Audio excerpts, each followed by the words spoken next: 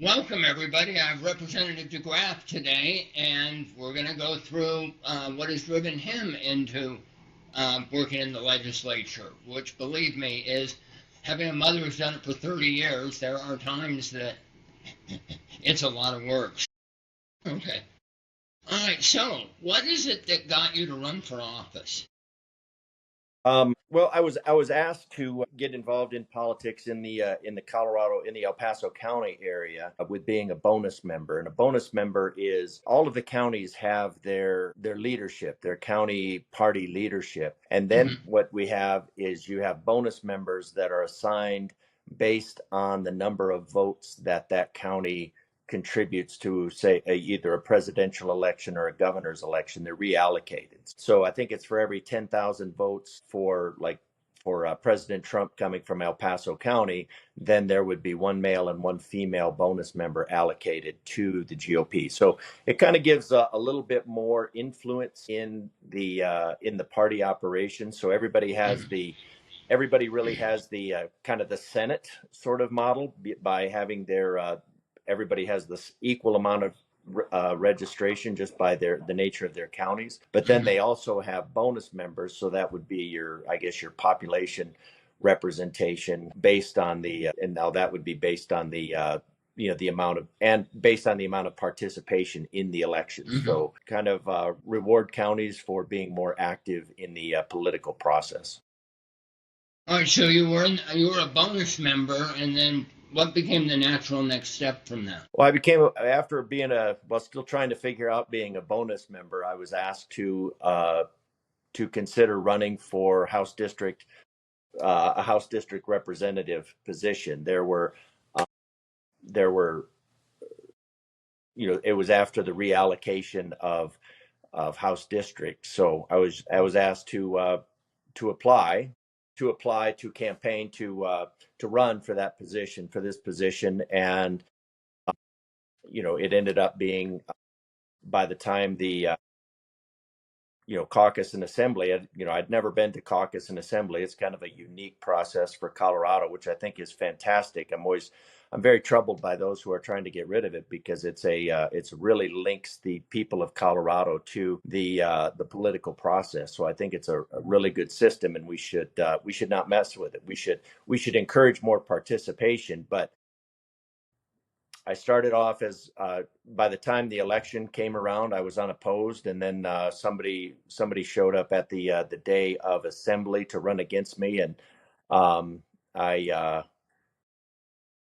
had about then two people decided to run against me in the last 2 weeks. So there was one in the last 2 weeks that showed up, and then one that showed up on the day, and so I had about 70% of the vote overall, and yeah, so then I went into the primary unopposed. Yeah, I'm sorry. It's just someone showing up at the last minute and then going, nothing about me, and I put in zero effort. Well, Something you probably. that's a beautiful part of the system, though. I mean, it is kind of funny. That happened at this last one also. A gentleman decided to run against me, and nobody knew who he was. He showed up on the day of assembly, wasn't really involved in the Republican Party at all, and then he showed up on that day and ran against me. Now he said he had some what he said was inaccurate information. He was told that I was um, wildly unpopular with the GOP, which was he found out was not true when during the when introduced in the gymnasium, and you get a standing ovation. But the standing ovation is really for the standing up for constitutional principles. But anyways, Mhm. he and I are good friends. I'm hoping that he stays involved in politics. He's got a lot going on with his restaurant, and so his business. He's a young guy, and so we've had trying to have some events at his establishment because I think it's great that we all work together. We should be able to have Republicans that are good friends run against each other. Maybe not even run against each other, run in parallel. One wins, one doesn't win, and and we move on. It shouldn't. I mean, there are times where you have adversarial positions, but that shouldn't be the requirement. We should be able to have people that I think that we should be able to have people that are good friends, and so Yeah. A goal that I had was to make the gentleman that ran against me, make him into a friend instead of an enemy. We need to move forward the values of our republic, not build little empires. For what it's worth, I agree with you on that. What are the big things you hope to accomplish over your time in the legislature? What I told everybody and made it very clear on my website that my focus is returning liberty to the people of Colorado. Our government has grown just by leaps and bounds, and it would be one thing if it was accomplishing its purpose, but it's undermining its purpose. The purpose of government, that to secure these rights, governments are instituted among men, deriving their just power from the consent of the governed. We're looking at a government that, as Bastiat described, as social engineers, as people that, as de Tocqueville talked about, covering them in this web of bureaucratic legislation, basically trying to mold individuals into something that these social engineers want. And that's not the purpose of mankind is not meant to be a just a tax paying widget for corporations or governments. And that's what the Democrat Party seems to have in mind, that it always trying to between gun regulations, between speech regulations, between it's not focused. The party member always seems a little bit offended by the idea that we have self-evident creator endowed rights, among which are life, liberty, and the pursuit of happiness, and that the purpose of government is to secure those rights, not to undermine those rights, even for our greater good. Even they have the historic idea of the for the greater good historically never is. Anytime somebody says this is for the greater good, it's always for their own benefit. It always undermines the sovereignty of the individual, and it always leads to misery. So we need a government that supports the idea that we're all created equal and endowed with those rights, and that's the purpose of government, is to protect our the government needs to protect us from other individuals wanting to deprive us of life, liberty, or property without due process. But mainly what it needs to do is it needs to protect us from the proclivities of government of continually growing and finding out new ways. And most of the policies envisioned what have good intentions. The intentions behind them are good, but as Karl Marx either observed or postulated as a strategy, the road to hell is paved with good intent. So, we need to, the values of the Republic, the Republican Party was stood up to support and promote the values of our Republic, but they are not in themselves Republican values. They're the values of the United States of America. They are the values to which the Democrats in the Democrat Party also take an oath. And so we should be working towards those values as opposed to just having two parties that are at odds with each other. All right, so gun rights, I think everyone knows where you stand, the Democrats stand, everything. But the other big one you threw out was speech rights or free speech. It doesn't have to be the most gigantic one, but can you give an example of something there? Well, we just had two this week. I mean, if two this week isn't enough, we had one being on death certificates. The idea that that death certificates need to include, and death certificates are used for a lot of purposes, a lot of scientific purposes, a lot of demographic purposes, but wanting to change the marker on there from male and female, which is actually useful on a number of elements, to male, female, or X. So you would not know that. Now that is an ideology. It's not science. It's an ideology that states that I mean you can chromosomally say there's XX and XY, and we typically, polite society, we don't go around referring to each other by our genitalia, so we say male and female, but they're genetically based, those are chromosomally based. And then just and we're told chromosomes don't define gender. So gender is this undefined word, but now in order to not offend the sensibilities of the dead, I mean, we have the risk of offense. I don't know what happens if somebody dies and then they're offended by male or female by being put on their birth certificate, which we're told doesn't have anything to do with the gender anyways. And then they want to annotate it as X for the gender when they say there's either between 90 and 250 genders. So I'm not sure what X accomplishes other than it's just not male or female. So the problem with free speech there is that if somebody, say a coroner or a mortician, they're whoever's doing the death certificate is then compelled to, if they're a scientifically I'd say if they're a scientifically based person, it's going to be either male or female. It's not a matter of being offensive. It's just a matter of that's what it is. And if they don't adhere to the political narrative right now, they could be fined or even lose their job. They could be put out of work for saying, just not really any different than the idea of pronouns, that everybody was, like in the military, everybody was required to put their pronouns on whether they agreed with that or not. Well, now that's being removed. Now, what happens when the Census Bureau says this piece of paper is useless? So anyways, that comes down to compelled speech. Another piece of compelled speech would be a sticker that goes on the gas pumps. Democrats want to put a massive sticker on gas pumps that say that, and this would get into the energy policy, that says that Colorado knows that this contributes to global warming, that the use of hydrocarbons contributes to global warming. And their justification is that it is a consensus science. But strangely, when I asked the consensus scientist of the Colorado Energy Office what it actually accomplishes, they will tell me it's like, well, what it accomplishes is that we want to reduce our carbon footprint by half. And I said, well, what? Okay, so so the difference here is a carbon footprint versus a climate footprint. You say we have climate goals. I want to know what it will achieve in terms of climate. And they can't tell me. They can tell me they know it will reduce global warming, but they can't tell me by how much it will reduce warming, which tells me that they don't know if it will reduce global warming. David, you can look at the numbers pretty simply, because CO2 is, as you know, is 0.04% of the atmosphere. It's about 2% of the relevant greenhouse gases, because water vapor exists at about between 2 and 4%.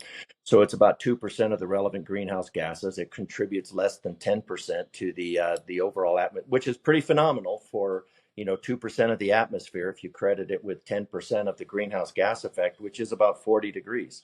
And if you just take that for all of Colorado and you just apply those mathematically, and you don't even consider the fact that most of the greenhouse gas effect is in the first 100 to 150 parts per million, and you just treat them all equally across the board, the difference that Colorado could make is about 2 millionths of a degree. So, the difference that Colorado can make compared to China and India and even Pakistan is zilch. well, yeah. I mean, it's something, but it's not much. Well, I'll send you the cartoon I did on rain. If you look at, yeah, you're exactly right, because China has increased let's just say Asia, because there's India and China. So let's just say Asia. So we have in the last 20 years, we've decreased by 1 billion tons per year of carbon dioxide output. So we've gone from 6 down to 5. In that same time frame, China and Asia has increased by 10.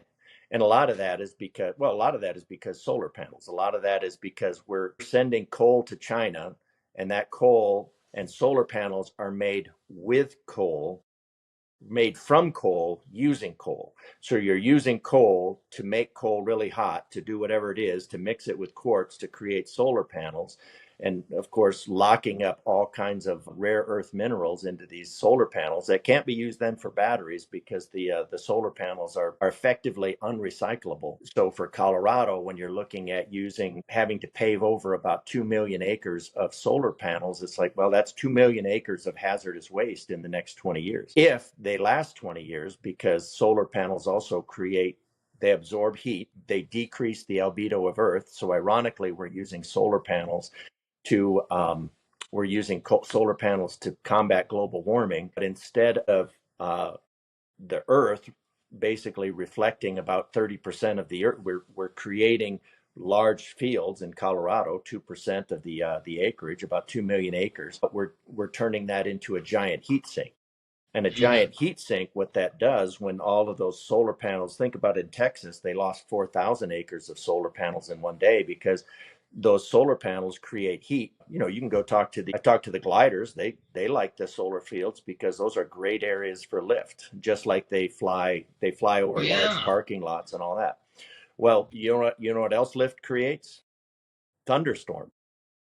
Do you know what thunderstorms create? Well, they create cloud cover, yes, but they create hail. And you know what hail creates? Well, you know what hail makes out of solar panels? It makes hazardous waste out of solar panels, and that's what happened in Texas. Texas lost 4,000 acres of solar panels in one day. Now those solar And are panels, those just gone? I mean, they're not repairable or anything. They just have to be replaced. they have to be replaced. They can't be repaired. They can't be recycled. They're it's a different. It's not really something. It's not like glass where you could just melt it down. And even if you could melt it down, when I say unrecycled, it's the energy that's required to break them all down is prohibitive to making new solar panels. So they're not just like windmills. They'll say, well, we're figuring out ways to recycle windmills. It's like, well, not in any energy efficient way. You can grind up the high strength fiberglass and mix it with something to get concrete, and you can feel good about yourself. It has you've used more energy than you've saved. Yeah. When your object is to reduce energy by using solar or wind, and then you have to use more energy to get to that point, it's more ideologically based than logically based. Yeah, I think an awful lot of it is, I call it as there's a lot of virtue signaling.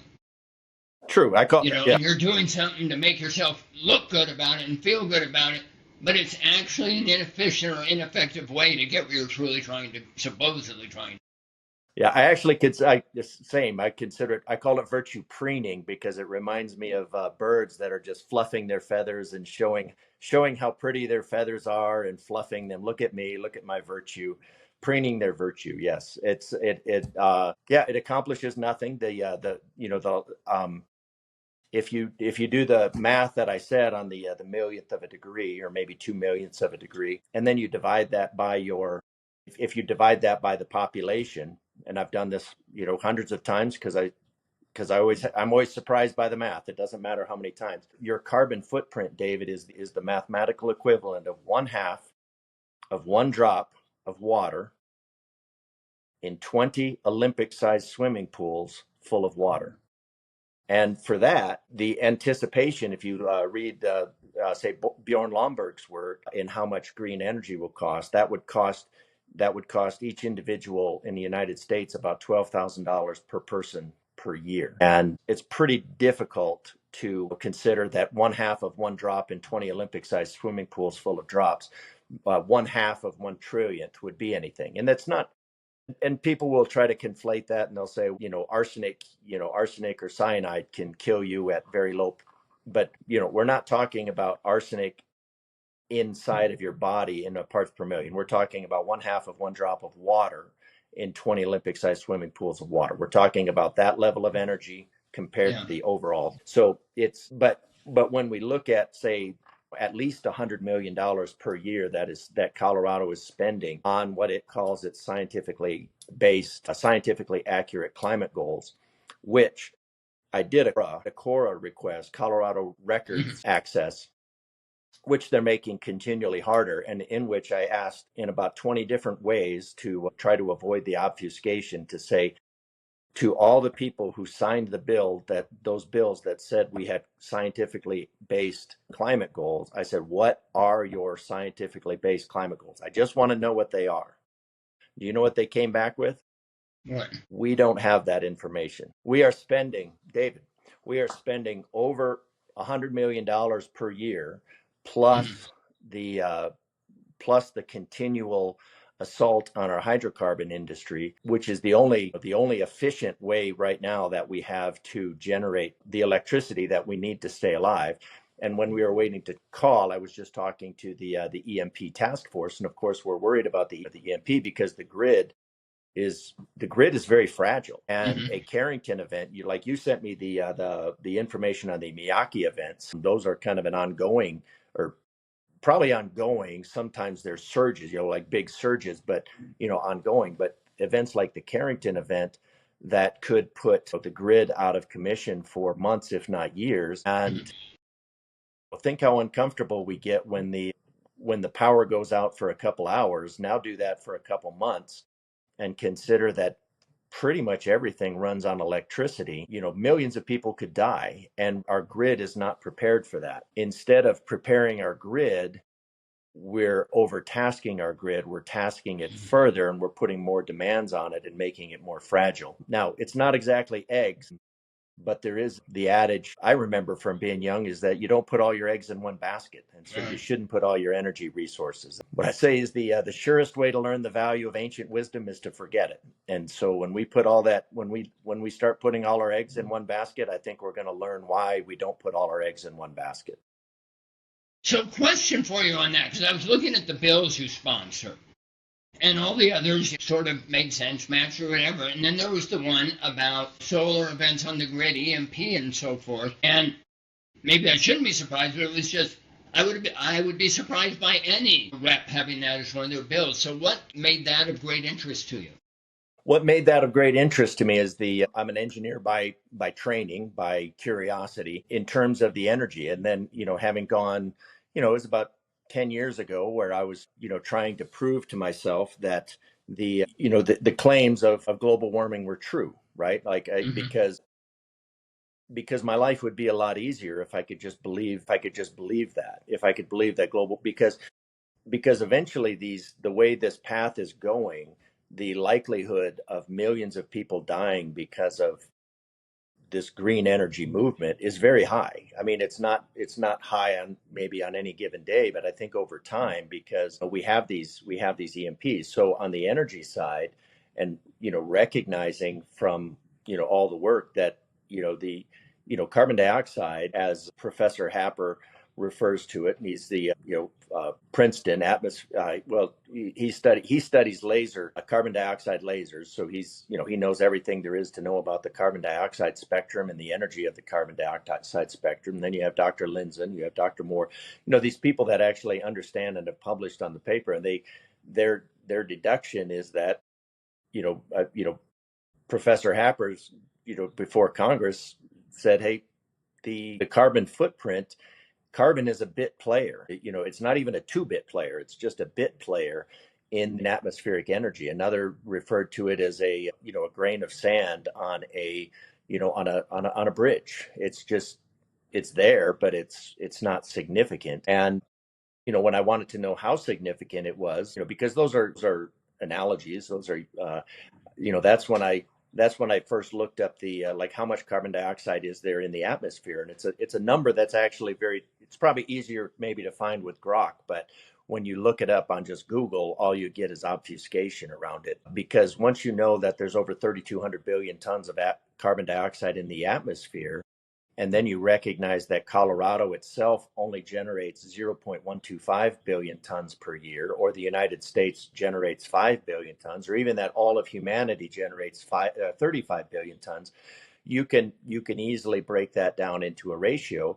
And so, if all of the world went to net zero, right, and literally net zero, not increasing their carbon production by making solar panels, you would, the difference, if I'll think, if you just consider the radiative impacts of carbon dioxide, you would have, I think, about 0.04 degrees, and you transit your day at 1 degree per hour, going up or down, and so 0.04, that's the amount of temperature that you could change by the entire planet going net zero would be the difference between the temperature you feel you go outside, and then 10 minutes later the temperature you feel outside. It's so that was a key. And then I got tied in with the EMP task force. They were interested in what I was doing, and so then we linked those. And the EMP issue,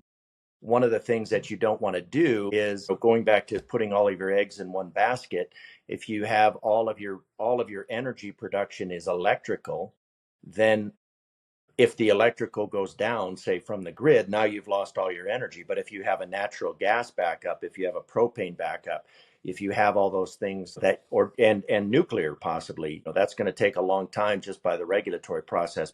If you want to have multiple energy sources, so the first bill I ran in this regard was we need to look at the total energy. We need to look at the total energy footprint, the total pollution footprint of everything, right? Because solar panels, wind, those are not zero emissions. They say, well, those are zero emission fuel. Well, they're only zero emission in Wyoming or Colorado, where they're installed after they're installed, long after they're Right. installed, because you're looking at thousands of tons of concrete. You're looking at hauling these things long distances, but they're made in China, so they're just like they want to call them zero emissions vehicles. They're not zero emissions, they're displaced emissions. Those emissions are just done someplace else, and quite often in greater intensity.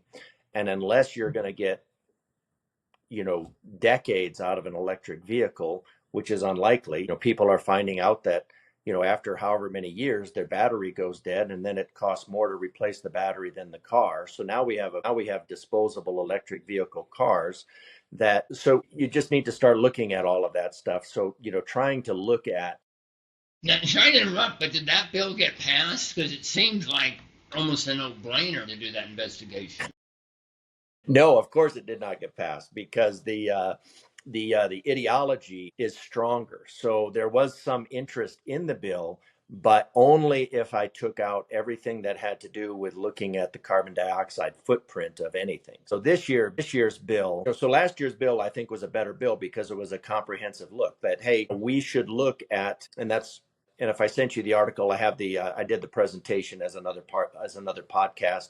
Basically, the presentation that I did that shows we should keep natural gas on the grid. The IPCC even refers to it as a transition fuel, but we should keep that natural gas on the grid because it just burns into carbon dioxide and water. And mathematically, the carbon dioxide that's generated by humans has absolutely no impact, or has a sub-negligible impact on that. So if you say, well, 0.000 degrees and your significant figures are 2, you have 0.00 degrees, it doesn't. And if you look at evaporation in the cycle, evaporation removes the heat of all of the hydrocarbons that we use. Conservatively, they remove all of the heat of all of the hydrocarbons used globally in about 30 seconds per day, less than 30 seconds per day. And I had those numbers checked by Navy hurricane prognosticators, and they live water vapor and energy. So anyways, just trying to create a grid that's not going to kill people, because we're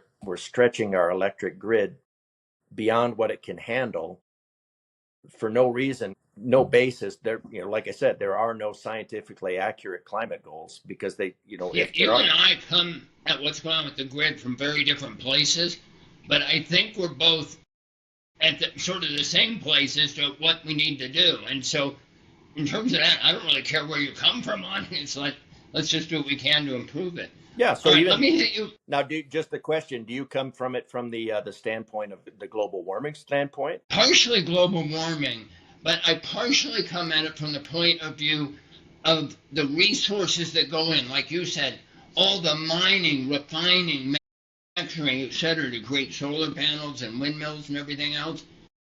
If you build a nuclear plant, the puppy just runs. It runs 24/7. It's solid. And the impact on the environment to get all those materials and build it is nothing compared to generating the equivalent amount of power via anything else. Oh yeah, yeah. I think you're definitely right there. I think I would like to see that, because even when you get into the mining, I think the energy that's used in the mining, and the mining is done so much more safely now. When you'll hear people talk about how dangerous the mining was back in the day, but they were telling them that they were mining some yellow cake for yellow dye, and so they weren't taking any safety precautions at all, because they couldn't tell them it was something. They couldn't tell them it was going to be refined into a brand new weapon that was going to be used to try to end the war. They couldn't tell them that because of, well, one, they probably didn't know it, and two, the secrecy level that was around that. So yeah, I would like to see the different thorium is a really great example of the safety. I'd like to see more of those placed around And I think we should do that before we get rid of our coal plants and our gas plants. But we're not allowed to look at this logically. And any efforts to remove, the hundreds of millions of dollars that Colorado allocates on the green energy movement, those funds are pretty much untouchable. Those are Colorado's priorities. I think that's changing. I hope so. But see, the thing is, all of you on the Republican side, the Democrats can just say, "Oh, you're Republicans." It's unfair, but they do. Mm-hmm. But when those of us on the quite liberal side start saying this is stupid, and we agree with your fundamental goals, things change.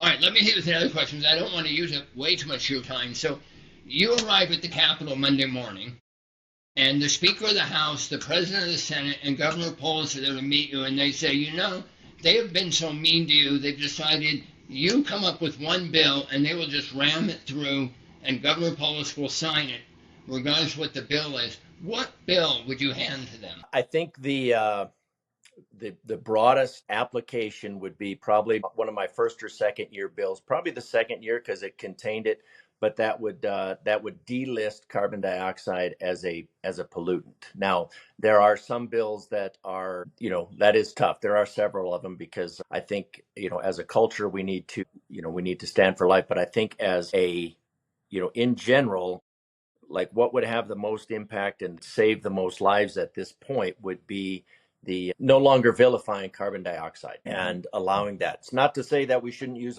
nuclear. I think that's a great option. I think we should be expanding that. But right now, it's just bad science. The vilification of carbon dioxide is bad science, and that bad science is leading to bad policy, and that bad policy is going to get people killed. It's already getting people killed, but it's getting thousands of people per year killed. But it will get it. There's the risk of killing millions in the event of an EMP. Another question: do you think Republicans could win control in Colorado? House, Senate, governorship? I think so. I think there's a growing. What it is needed is is awareness of what's going on. Whenever you tell people that when I tell people what the Democrats are doing, they're just in denial. Their response is that, no, I can't believe that's happening. And so they just don't believe that it's happening. It doesn't mean it's not happening. It just means they don't believe it. They do see that they're overly taxed. There is a problem on the media side. The media side tends to be activist in that regard. They promote Democrat bills based on, say, a title. They'll promote a Democrat bill and say, well, the Democrats want to lower your rent. They want to lower rent. It's like, well, the way the Democrats want to lower rent is by rent control, which historically decreases availability, increases slums, and raises costs. Wait, are they really looking at rent control? Oh, it was done last year. Yeah, it was done last year. Dave, I read an awful lot of this in politics, and I don't recall even reading on that. Well, there's different versions. There's things that they passed, and this came up the other day with talking to Dr. Tour, because Dr. Tour, he's the physicist. They consider him it's like, well, whatever he says per science. Now, he hasn't taken any climate courses. He took one climate course in when he was an undergrad way back when. I don't know when that was. I took it. I took probably a much more updated course from MIT, and have my certificate to prove it. But when I said, here's what mathematically this will accomplish, and we've gone over these numbers every time we have a smart hearing. That your footprint is, that Colorado going net zero would have for trillions of dollars or billions of dollars for Colorado, if it was even possible, which it's not, is 2/millionths of a degree. I think I'd have to go back and do them. I always have to do the math again. And then he goes into a soliloquy of all the benefits, even if it doesn't achieve anything for climate. So basically he's saying it's okay if we're lying to you, because here are some of the things that have occurred. And he referenced that Now you can live with whoever you want. You're not limited by familial relationships, right? So now your neighbor, you live in, I don't know if you live in a single family unit or a single family, let's just say a single family house or single family apartment. We've always limited residents by number of families, right? Well, now your neighbors, say all of your neighbors, maybe not you, but all of your neighbors can declare, now family just becomes something where family is anybody you want to call family. So now a family next door, single family residence next door, could all of a sudden have 20 people living in it, no genetic relationship to each other at all, but they call each other family. And that's for the climate goals. Another thing with the climate goals is transit oriented housing, and that was to rezone everything within, I think it was a quarter mile or half mile to uh, basically to high density housing, to take it from an average of 6 units per acre to 40 units per acre. Now, bear in mind that all of those units would no longer have any occupancy limits based on family. And they also got rid of occupancy limits, calling any occupancy limits arbitrary.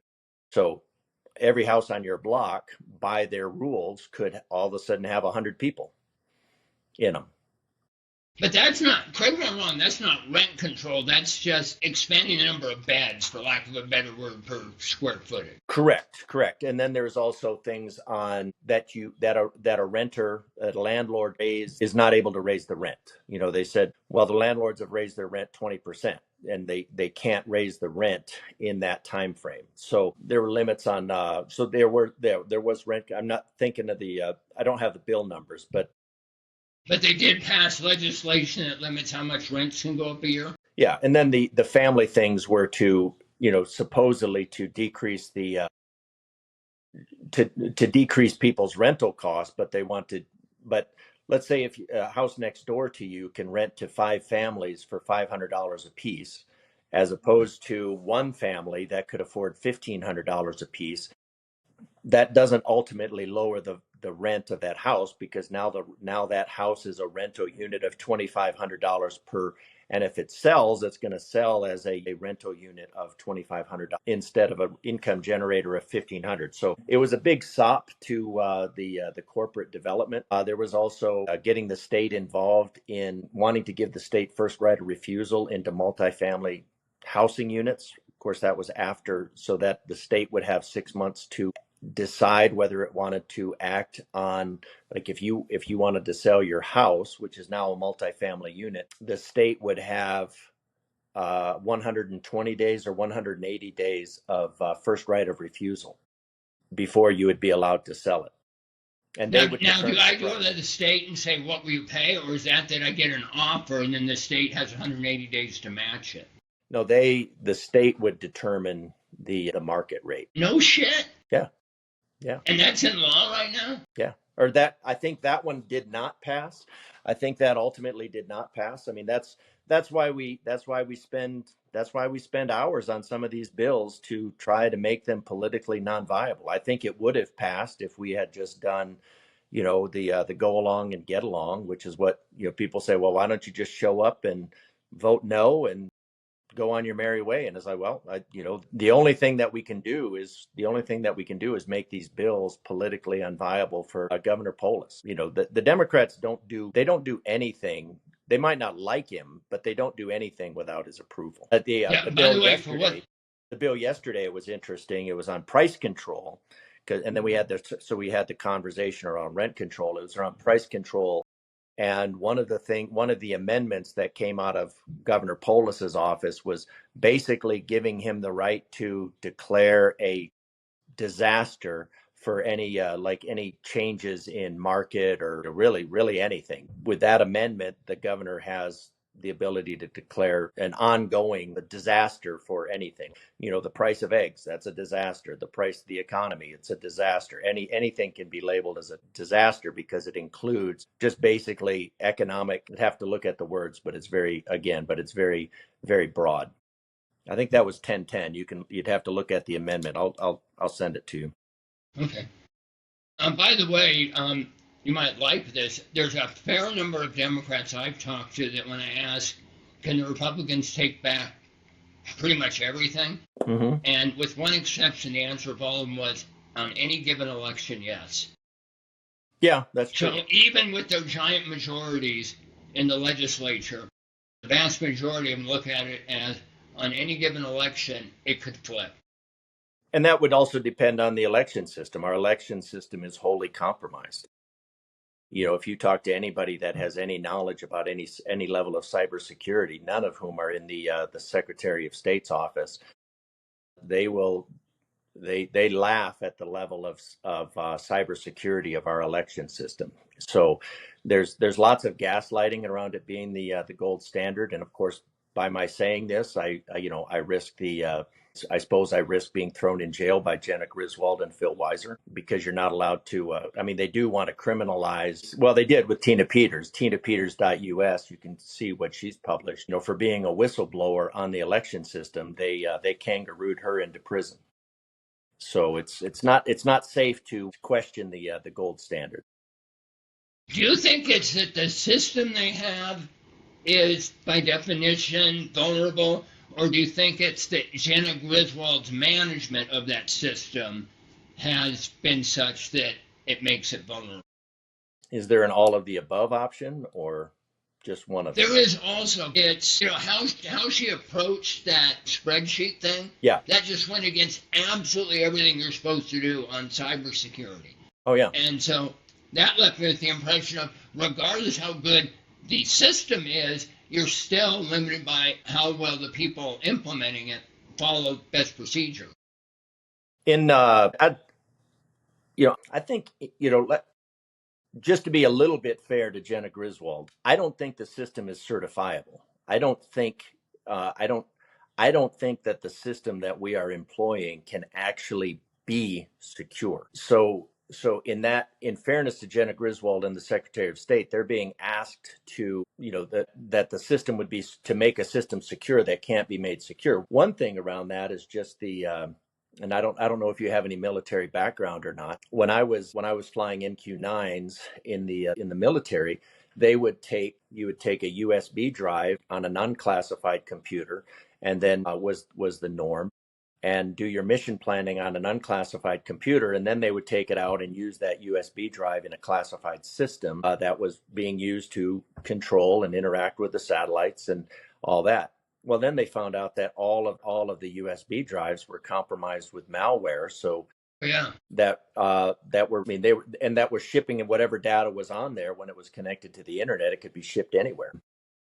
Our election systems depend on, the data is transferred back and forth using USB drives, and the systems themselves are required, by law, cannot have wireless capability. And that means can. I mean, let's get back to basic grammar. It's not may not have wireless capability, it's cannot have.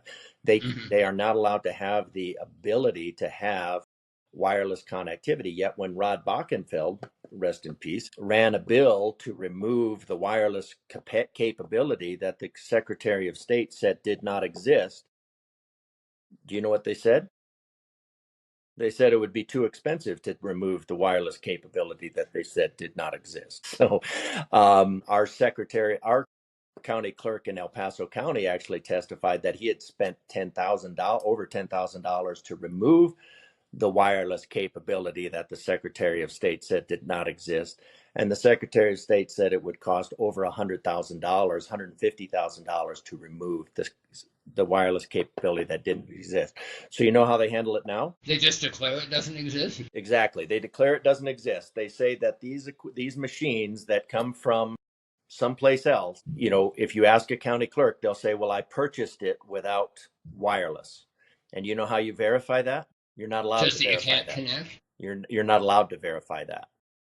You're not allowed to verify that, because if you open up the Secretary of State made it so that if you open up the case to see inside where the components are, that is a crime. So nobody can even do that. Now, one of the easiest ways, it doesn't mean it's done. I mean, of course, wireless devices, they're the size of a grain of rice or smaller. They can be put anywhere. A wireless device can be made out of a USB drive. But that wireless device, the easiest way would be if you're doing a mass production of products, right? Because the Secretary of State said these are all off the shelf devices, would be, and most of them include a wireless card. So the way you would do that is you would install wireless cards on all of them. And then in the BIOS system would just not recognize that card. So now let's say you have a card that's simply not recognized by the BIOS system, and then you compromise all of your BIOS passwords. Now you can turn on all of your BIOS. Now you can reconfigure Yeah. all of those to have access. Is that done? I don't know. We're not allowed to find out. Yeah, by the way, my background, I have a physics degree, bachelor's, not PhD, but I've spent the last, 50 years in the programming world, mostly startups. So, yeah, all this stuff, it's just pretty much everything you're describing. From when you said, well, we took the USB from the unsecure system, plugged it in the secure system, I was just like, no, no, no. And then it just kept getting worse and worse and worse. Yeah, but the Secretary of State just looked at me and they said, well, we do something special with our drives. They're like, no, you don't, because the military does use some, but it's a very limited. I remember I had my government BlackBerry and I had my government computer, and I thought, I've got to charge it. I'm gonna risk it.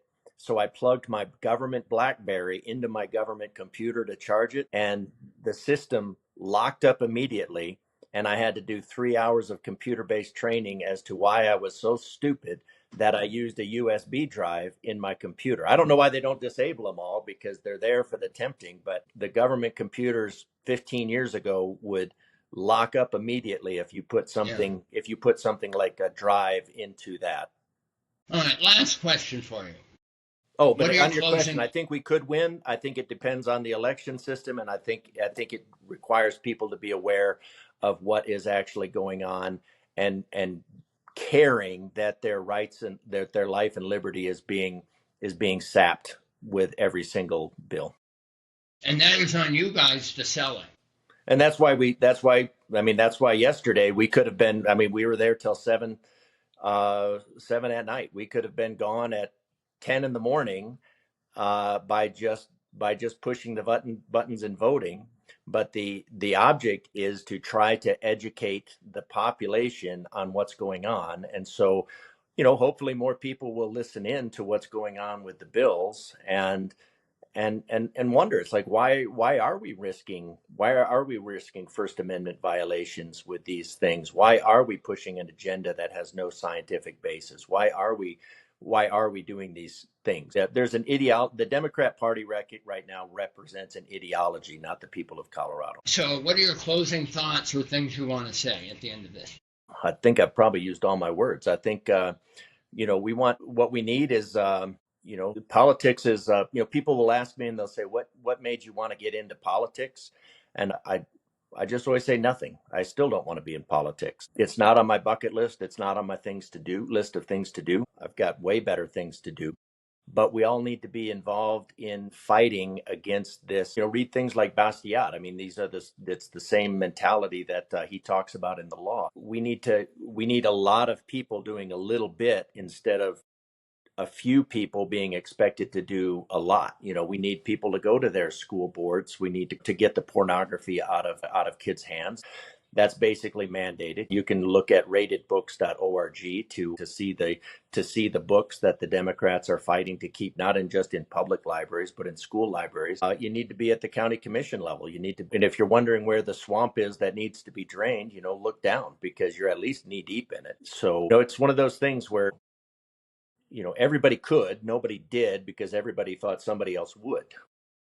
We need to, we need to liberty. Vigilance is the price of liberty. And then we go back to apathy. Slavery is the price of apathy. So if we're apathetic about our liberty, we're just going to end up with slavery.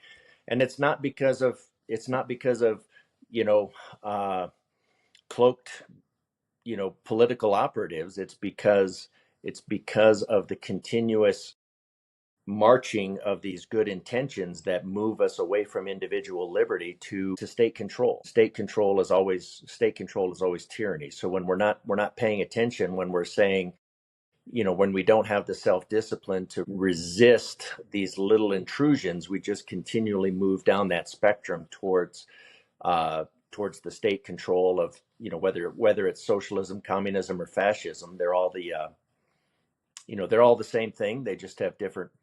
They're all the same sandwich with different condiments. Yeah, I heard someone was define them as the isms.